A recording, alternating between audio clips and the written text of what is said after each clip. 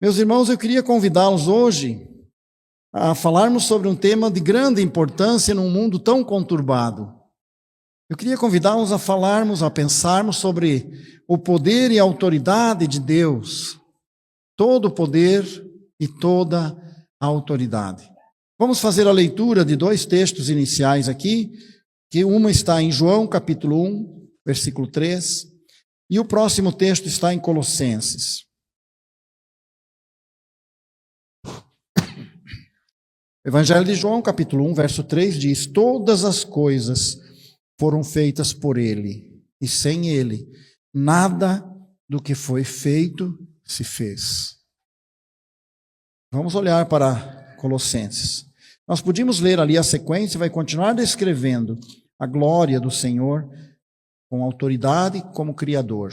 Aqui em Colossenses 1, versículos 16 diz: porque nele foram criadas todas as coisas, que há nos céus e na terra, visíveis e invisíveis, sejam tronos, sejam dominações, sejam principados, sejam potestades, tudo foi criado por ele e para ele. Nós não dissemos o nome dele. Você sabe qual é o seu nome? Jesus. Deus, o Filho. Deus, o Filho. Todo o poder e toda a autoridade. E quando ele, como homem, como o Filho do homem, depois da ressurreição, ele diz: todo o poder me foi dado no céu e na terra. Não era mais só como Criador, Deus o Filho. Era como segundo Adão, que assume a autoridade sobre toda a obra que foi entregue a Satanás, e agora ele toma conta disso e diz: em mim você pode ter vida, porque agora eu tenho autoridade de criar através de mim um novo homem, aquele homem que pereceu pelo pecado de Adão, e que a morte passou a todos os homens, porque todos pecaram. Agora, na minha ressurreição, podem ter vida e vida eterna. E o apóstolo, quando faz a comparação, ele diz: Jesus é o segundo Adão.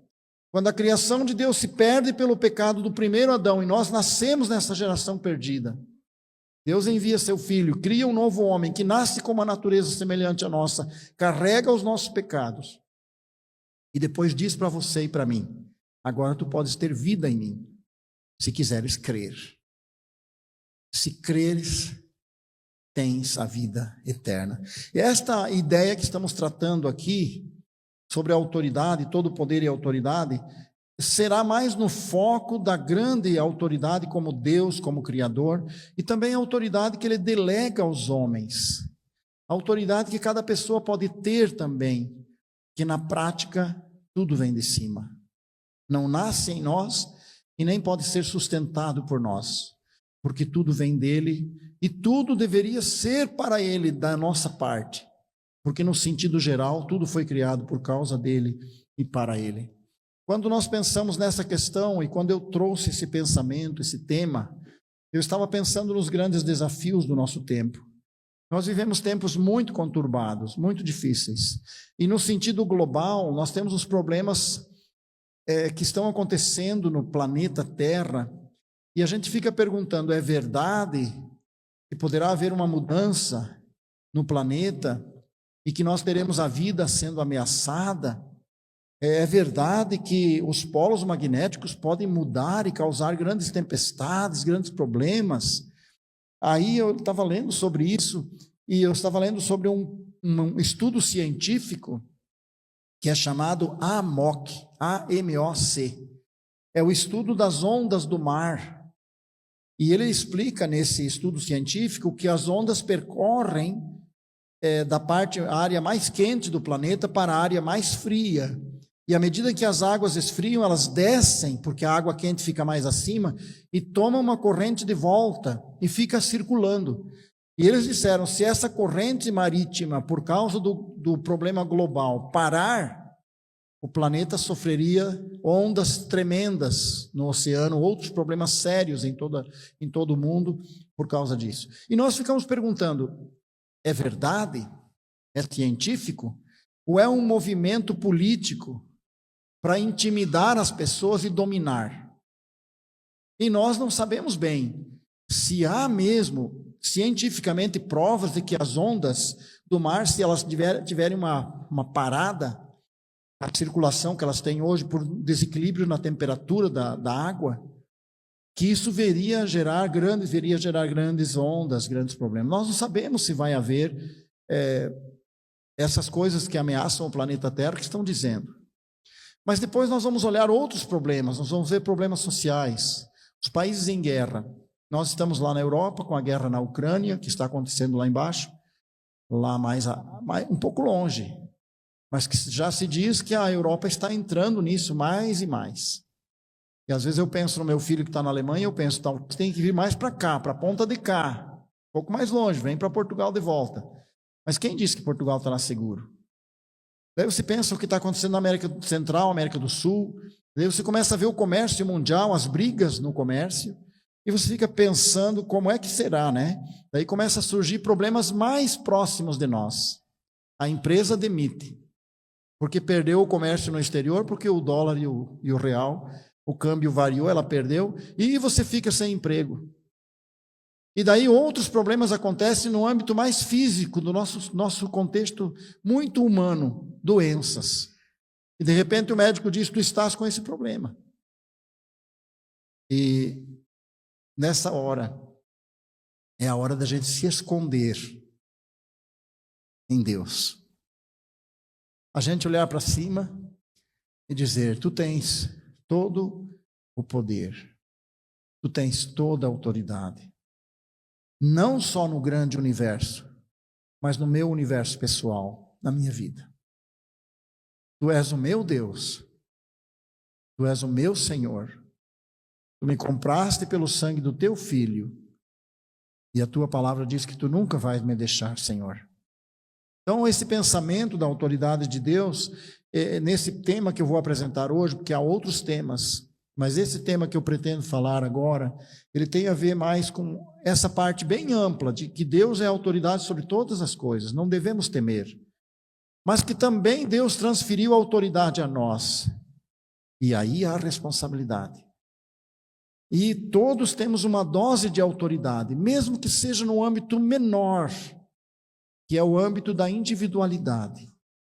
Como indivíduos, nós temos o direito, o poder de agir, a autoridade de fazer, porque Deus nos deu a livre decisão. Então agora compreendemos, eu estou mexendo com a autoridade lá do grande universo, da eternidade, dos seres celestiais, que o nosso Deus é a autoridade. Mas gostaria de trazer para o nosso pequeno universo e dizer que Deus confiou a você certas coisas, para que possa a sua vida servi-lo com essas coisas. E nelas tu tens autoridade.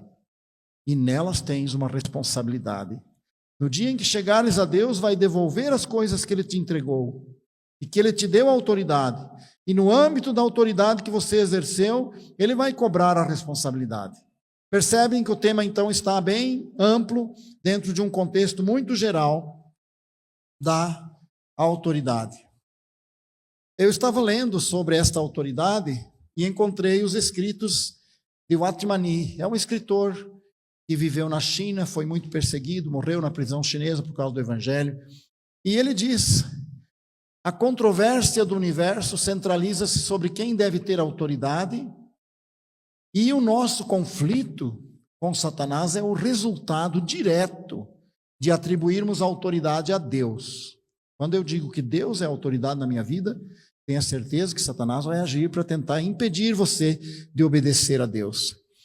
E para manter a autoridade de Deus, temos de nos submeter a ela com todo o nosso coração. É absolutamente necessário que reconheçamos a autoridade de Deus e que possuamos uma noção básica do que ela significa na prática da nossa vida diária.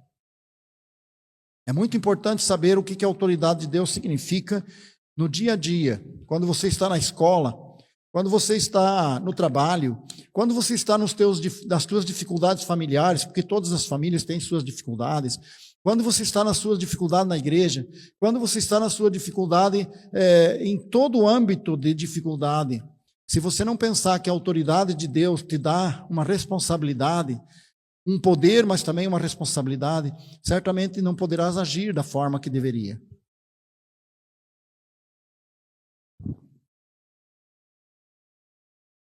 Então, a grande controvérsia no mundo é: quem tem autoridade?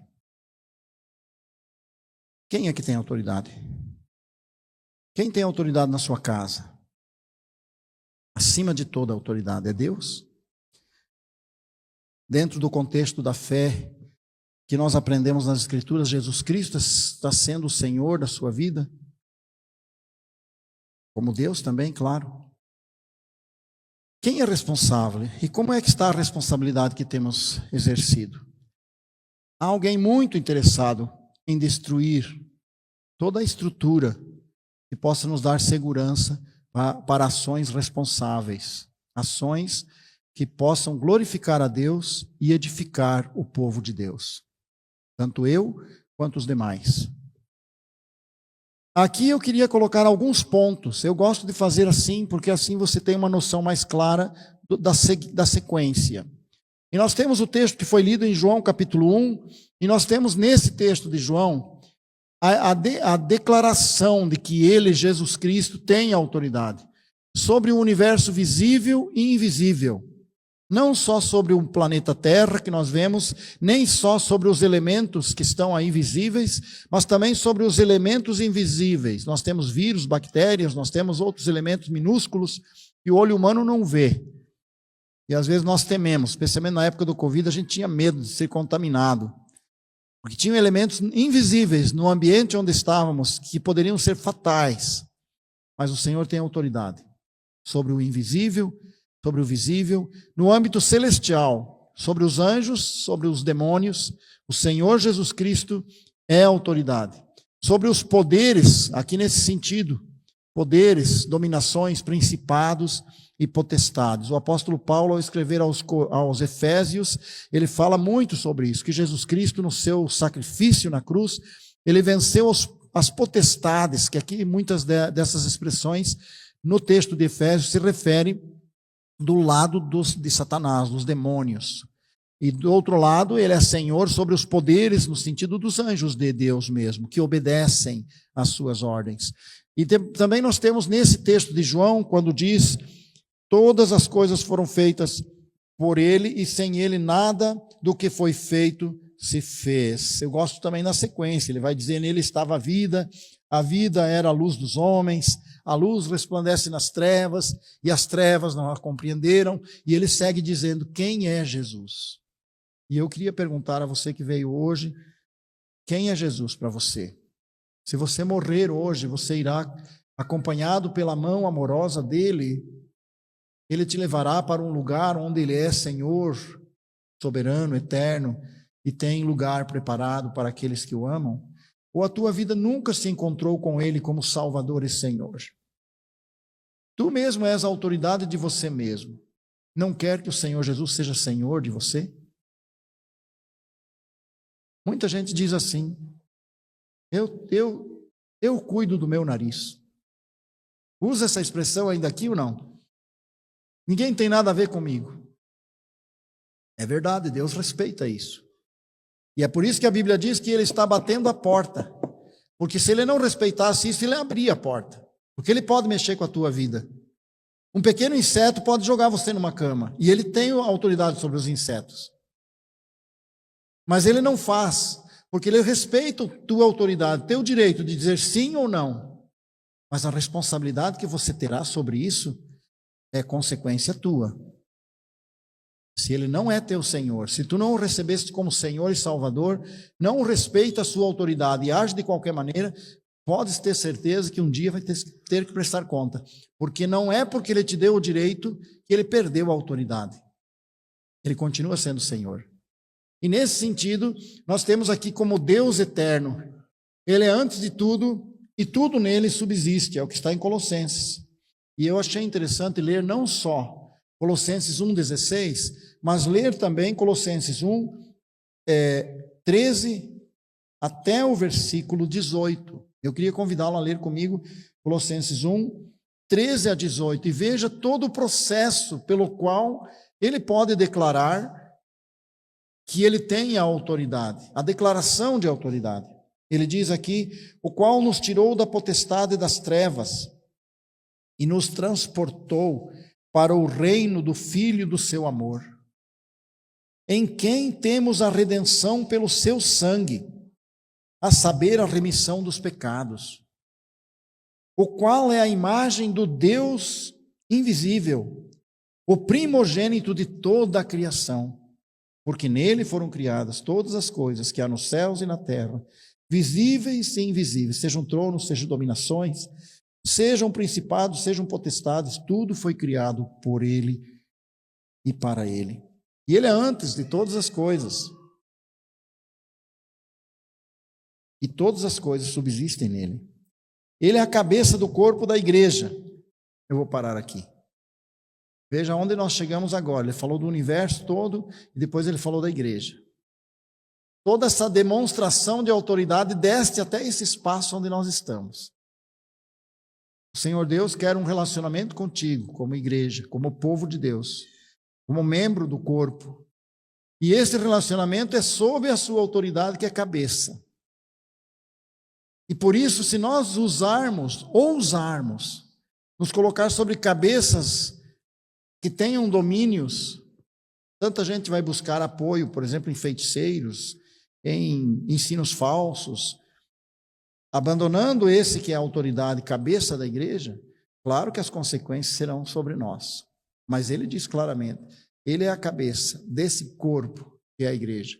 Tudo nele subsiste. Como redentor, falamos um pouco sobre o Criador, mas aqui ele fala como redentor. No versículo 13, o qual nos tirou e nos transportou. Percebe a ideia, tirar e transportar? Alguma vez você transportou alguma coisa? Você já viu o processo que você pega uma coisa e transporta para o outro lado? Muda um móvel desse canto para aquele, põe esses móveis num caminhão, leva lá para outra casa. O Senhor nos tirou de um lugar onde o inimigo tinha acesso e dominava. Quando nós cremos no seu sacrifício na cruz, quando nós o recebemos como Senhor e Salvador, Ele pagou o preço por meus pecados, pelo seu sangue Ele nos tirou do poder, da autoridade do pecado e de Satanás e nos transportou para o lugar do poder, da autoridade do Filho de Deus. E dentro desse espaço está a igreja que Ele edificou. Como redentor, Ele redimiu. Redimir é uma palavra não muito falada. Quer dizer mesmo tirar do domínio de outro, que nesse caso era Satanás, que pelo pecado escraviza o ser humano. E então ele transportou. Essa linguagem para mim é fantástica. Porque no sentido espiritual nós não estamos aqui mais. Ele diz, nós estamos assentados nos lugares celestiais em Cristo, nessa mesma sequência de pensamento, o apóstolo faz essa afirmação. Posicionados. O meu corpo está aqui, meus pés estão aqui, mas a minha realidade é lá já. Nem todo crente age assim. Muitos crentes estão com a cabeça aqui também. Mas o ideal não é isso. O ideal é que os meus pés estão aqui, mas a minha cabeça está lá. O meu coração está lá. A minha fé está lá. A minha segurança está lá. Eu sou dele. Ele diz que me transportou, então o meu lugar já está lá. O meu nome já está lá. Vida eterna. Eu tenho lá. É novidade para você esse tema? É novidade pensar que a tua vida no mundo não devia ser só no mundo, devia ser uma vida já partilhada com o amor de Deus e dos valores celestiais.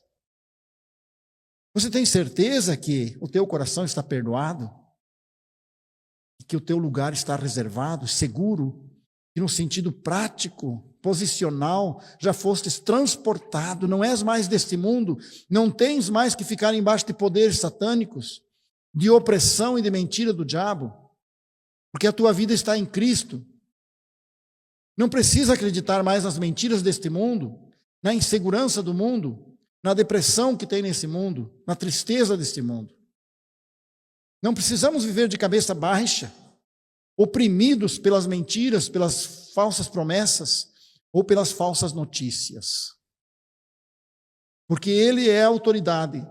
e se nós acreditamos na autoridade dele, que ele declarou que ele pegou esse ser humano miserável e transportou para o reino do Filho do seu amor, então quem agora somos?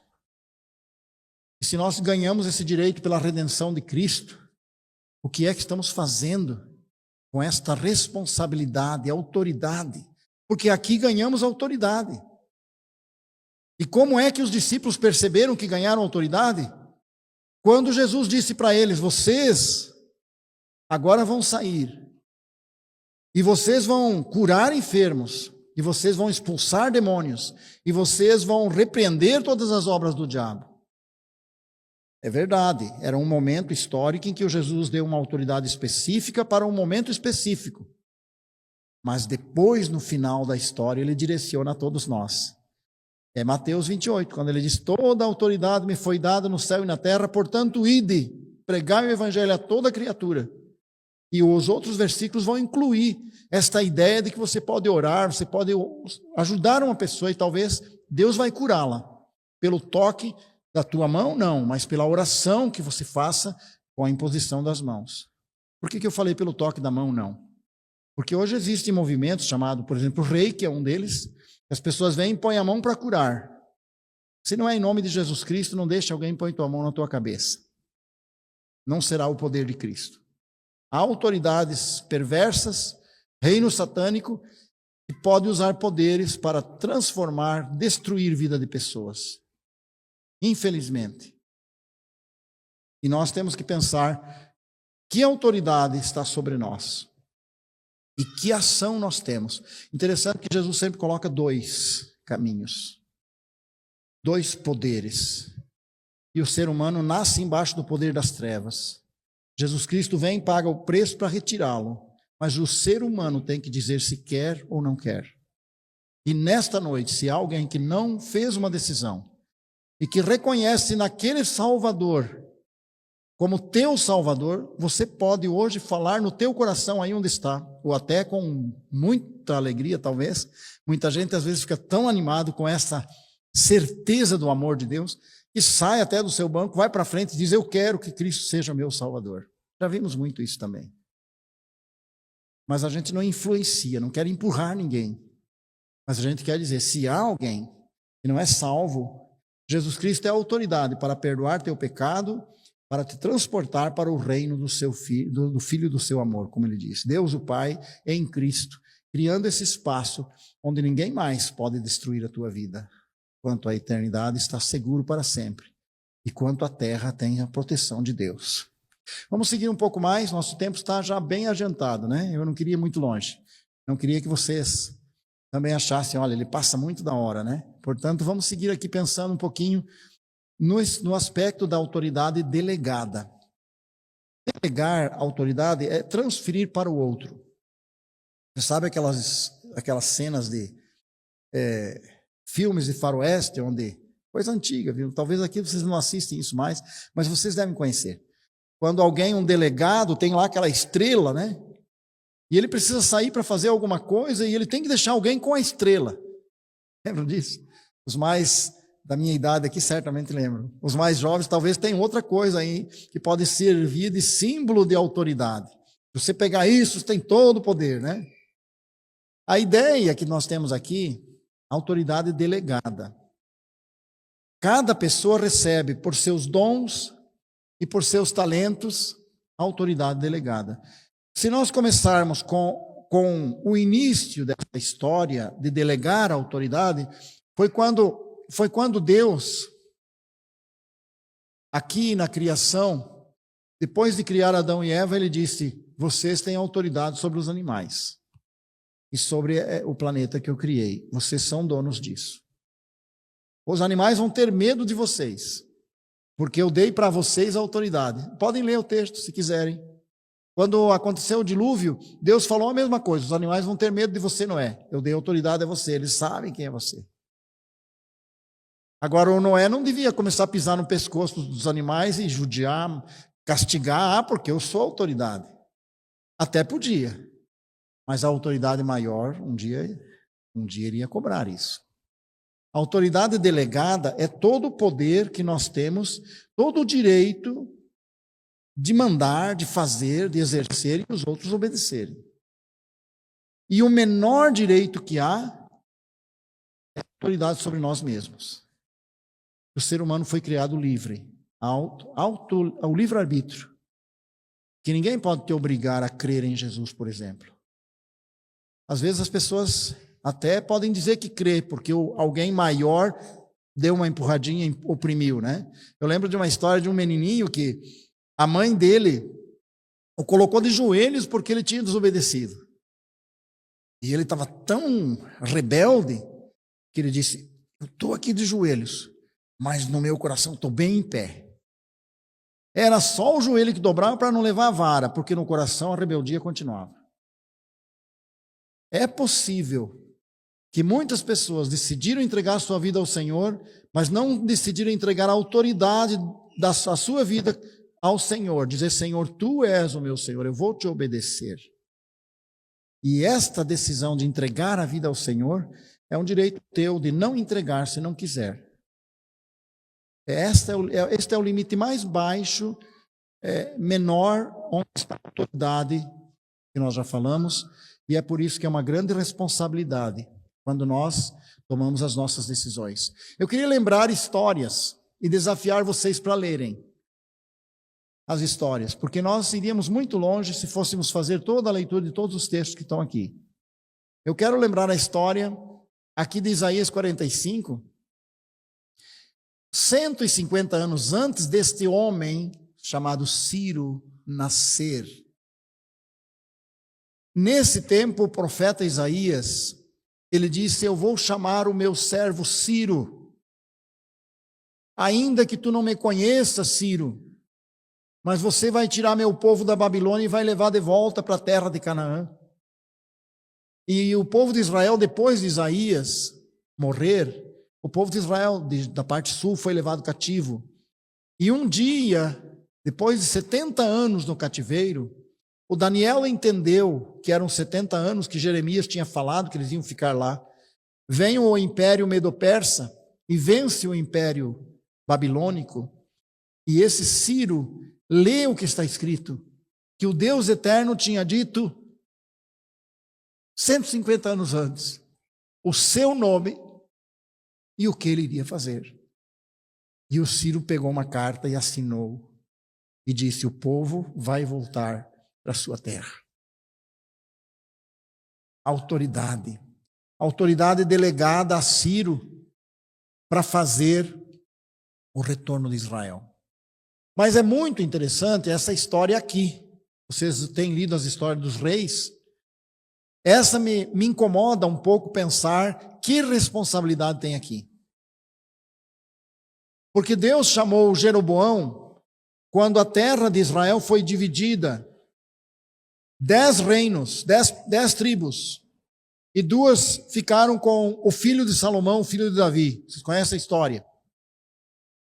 Eu fico triste ao pensar, e ao mesmo tempo impressionado ao pensar, que Deus sabia quem era Jeroboão. Mas Deus deu autoridade para ele.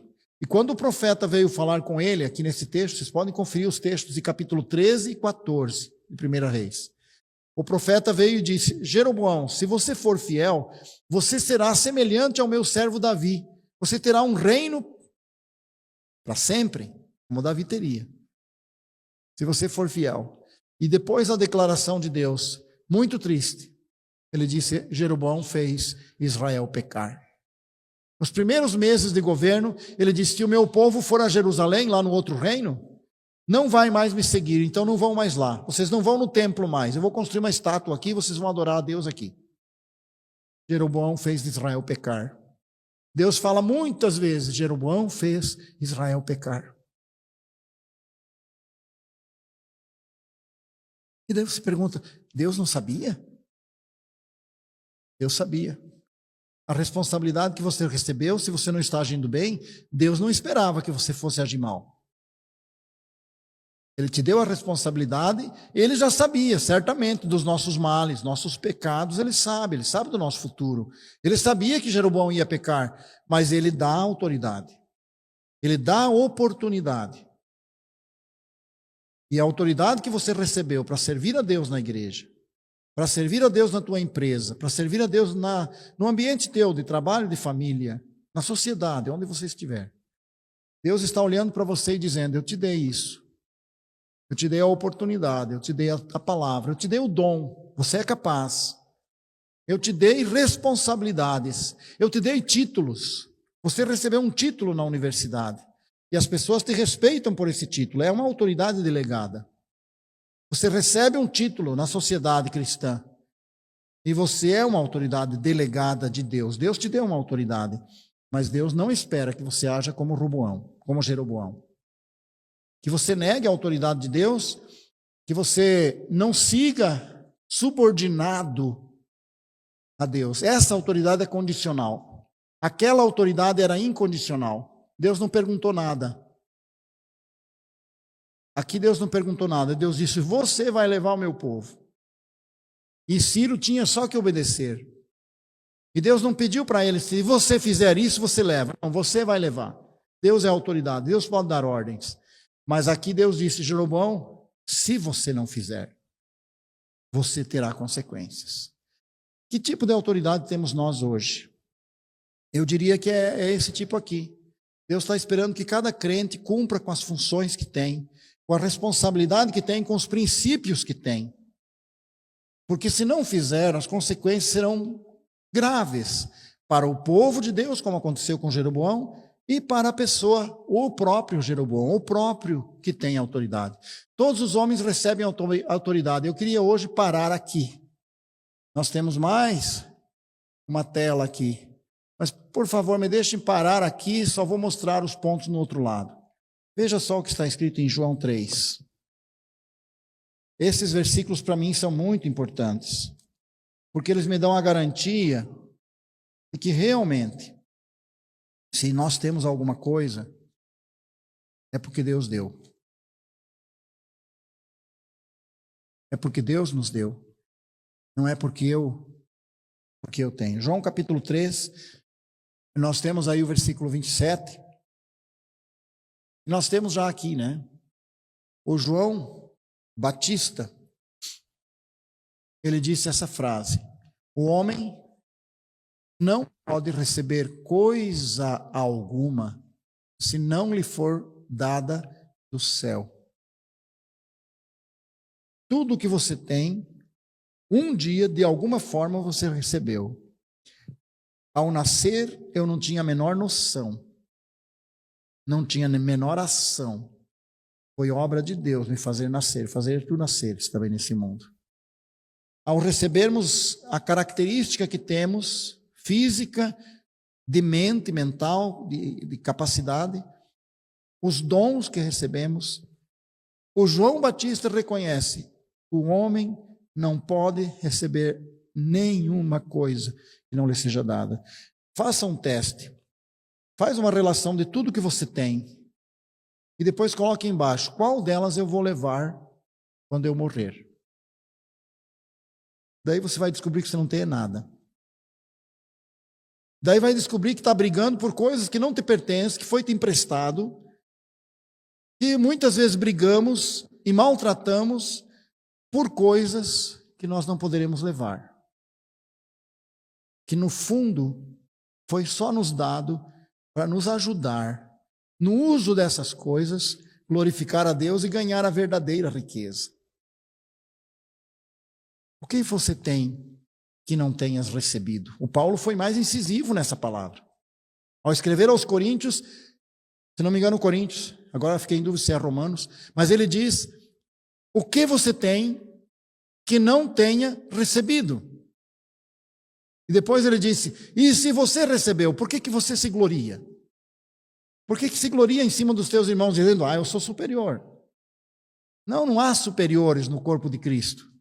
Há qualificações diferentes, há autoridades diferentes, há obras diferentes, todas subordinadas à autoridade do Senhor Jesus. E quando eu penso que tudo que eu tenho agora eu posso não ter amanhã, eu devia respeitar o fato de que Deus me deu um direito temporário. Eu conheci lá na Áustria, nós tivemos 10 meses fazendo um curso de discipulado lá, uma igreja, e nossas igrejas lá, muito boas igrejas.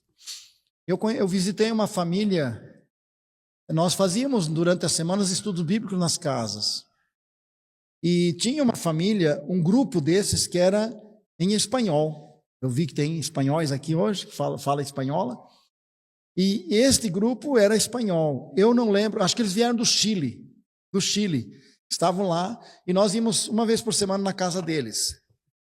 E a senhora, um desses casais, a mulher, ela era uma pessoa formada em advocacia, ela estava lá trabalhando cá, via internet, fazendo todo o trabalho e ganhando muito bem, por sinal. Muito inteligente.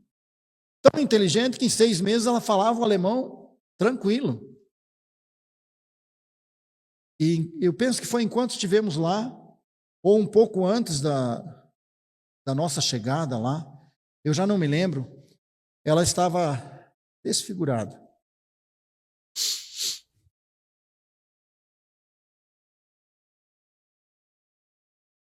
Nem conseguia falar. Ela teve um aneurisma, uma coisa qualquer. Ela não conseguia falar, não conseguia andar. A advocacia dela não funcionava. Ela não podia ser uma advogada mais. Ela tinha que ter a ajuda do marido dela, jovem, devia ter 25, 27 anos, era jovem. E daí a gente tem que parar diante do que Paulo disse. O que tens tu que não tenhas recebido? E se o recebeste, por que te vanglorias, achando que é melhor que o outro? Só porque o teu talento é maior, se é maior, a responsabilidade também será. Se tens um trabalho mais importante que o teu irmão, o compromisso é mais importante também. Vai sofrer uma repreensão maior se falhar. Vamos para Tiago 1,17. Eu disse que vamos ler esse texto para a gente chegar ao final do nosso tema. Já estamos um pouquinho passados já.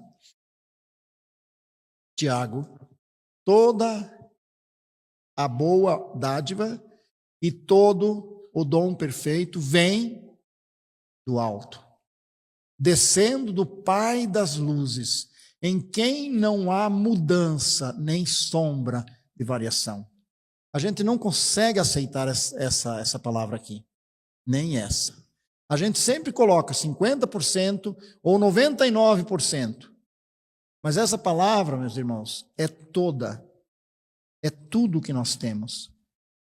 Nós não temos coisas que não tenhamos recebido como dádiva, a não ser que a gente não acredite na palavra de Deus. Porque se a gente acredita na palavra de Deus, toda boa dádiva e todo dom perfeito vem do alto, descendo do Pai das luzes. Quando você entrar na tua casa nesta noite, o que você encontrar ali foi Deus que destinou para você ter isso de alguma maneira. Ah, não, fui eu que trabalhei. Então pensa na irmã Valéria. Essa irmã eu acho que se chamava Valéria.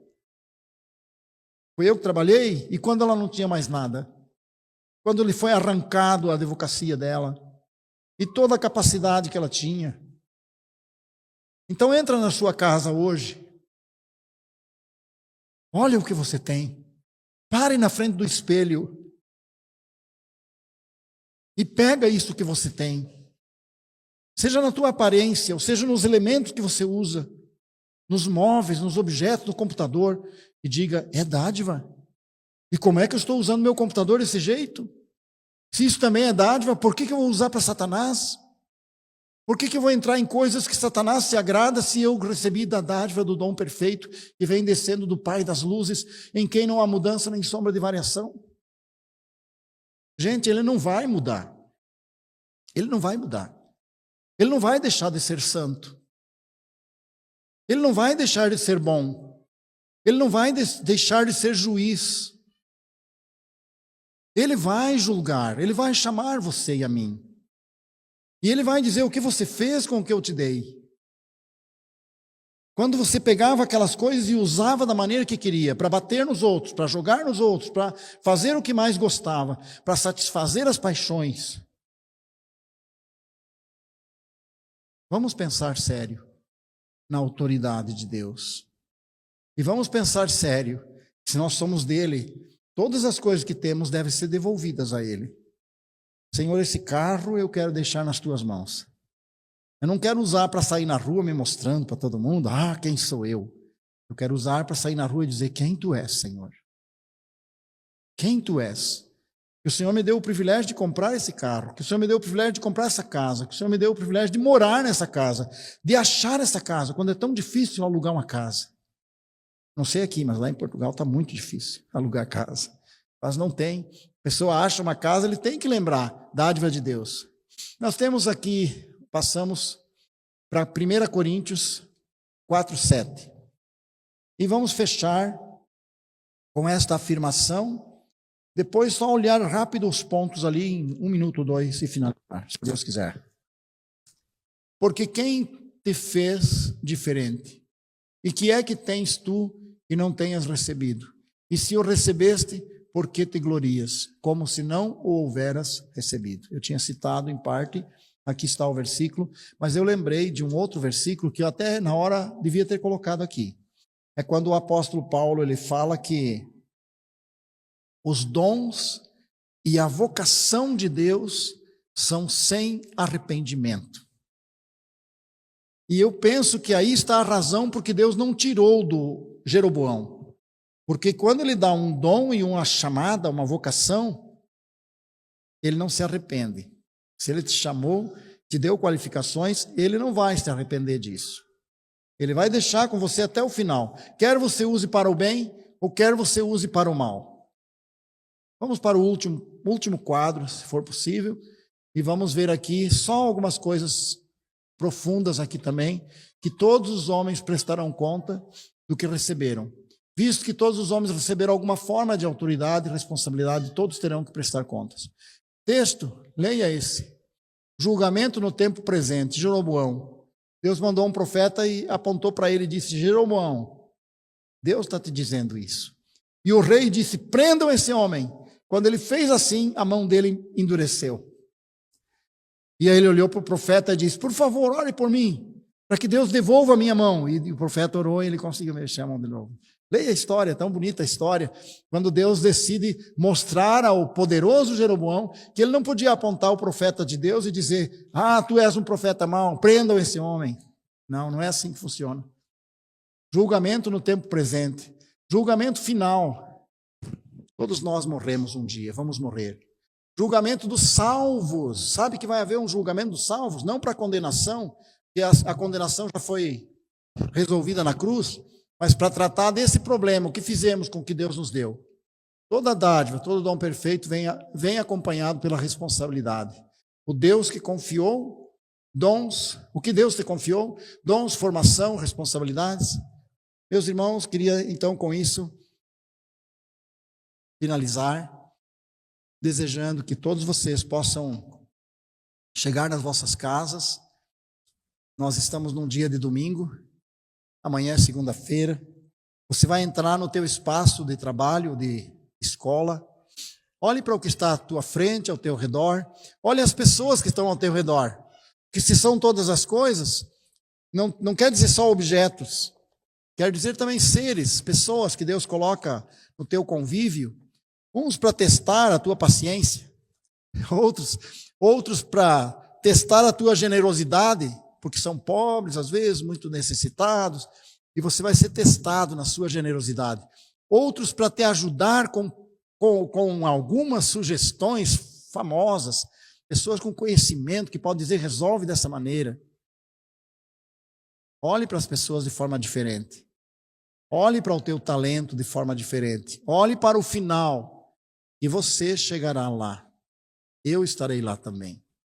Nos encontraremos lá, se por acaso não nos encontrarmos aqui nesta vida. Que Deus vos abençoe. Amém.